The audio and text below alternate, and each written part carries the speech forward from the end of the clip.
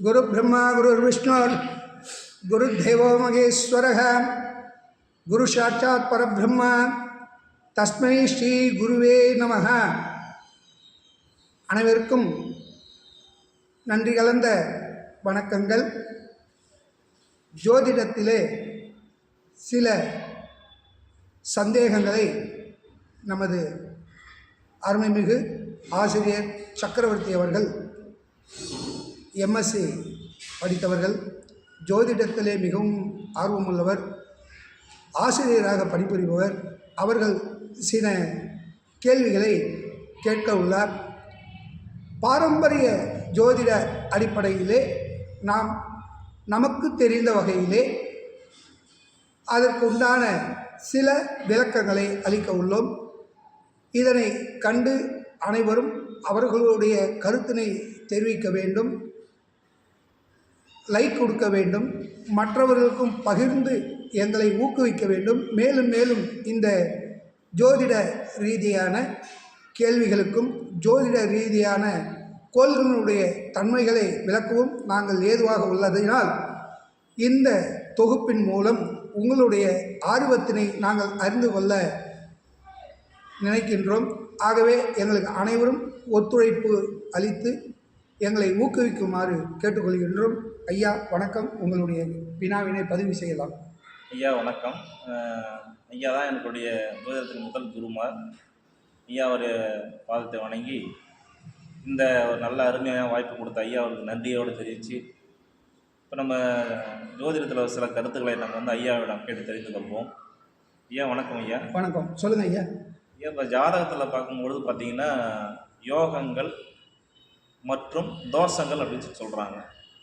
யோகங்கள் என்ன செய்யும், தோஷங்கள் என்ன செய்யும், நம்ம எதை நமக்கு பெரிதும் உதவியாக இருக்கும் அப்போ சொன்னீங்கன்னா நம்ம எல்லாருக்கும் நல்லா இருக்குங்க. நல்ல இதுதான் ஆசிரியர் என்பார்கள். ஆசிரியர்கள் ரீதியாக வினாவினை எழுப்பியுள்ளார்.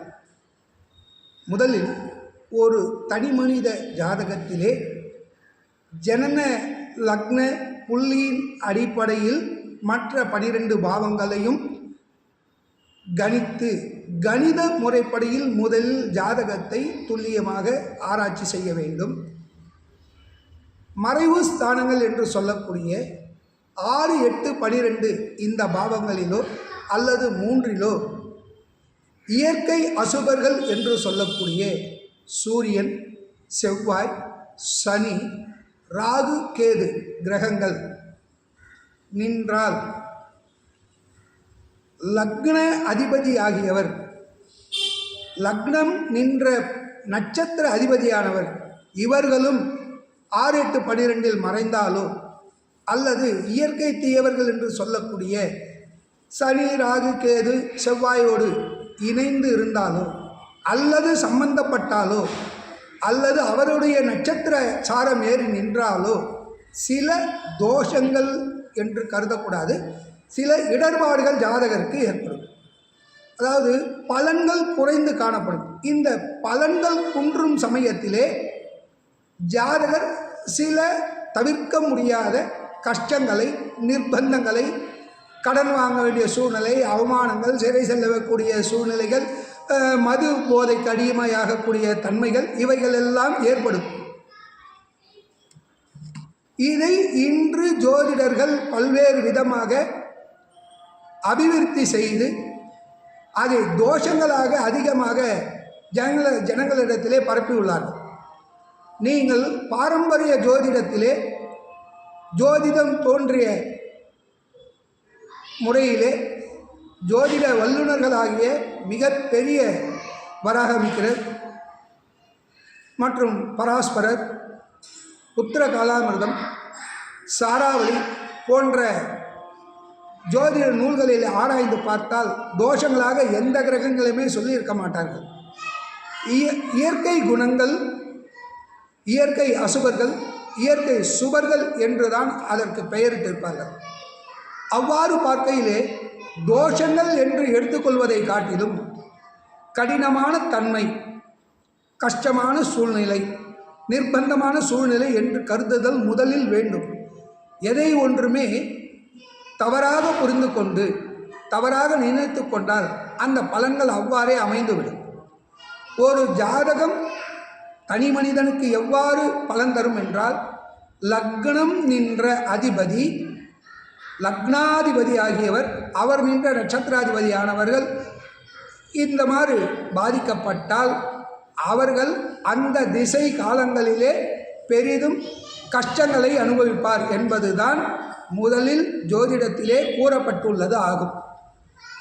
7ல் ராகு நின்றால் திருமண தோஷம், திருமண வாழ்க்கையிலே முறிவு அல்லது பிரிவு அல்லது விவாகரத்து. இவை எவ்வாறு?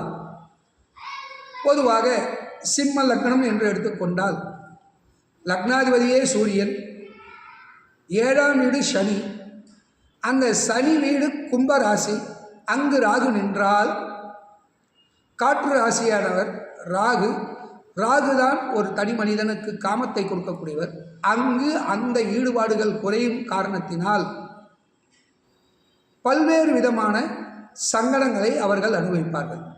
சூரியன், அந்த சிம்மராசிக்கு அதிபதியானவர் சூரியன் நீச்சம் பெற்றாலோ அல்லது 12ல் மறைவு பெற்றாலோ, 6ஆம் வீடு ஆகிய சனி வீட்டில் அமர்ந்தாலோ, 8ஆம் வீடு என்று சொல்லக்கூடிய குரு வீட்டில் அமர்ந்தாலோ இவ்வாறு விதமான தோஷங்களை எடுத்துக்கொள்ளலாம்.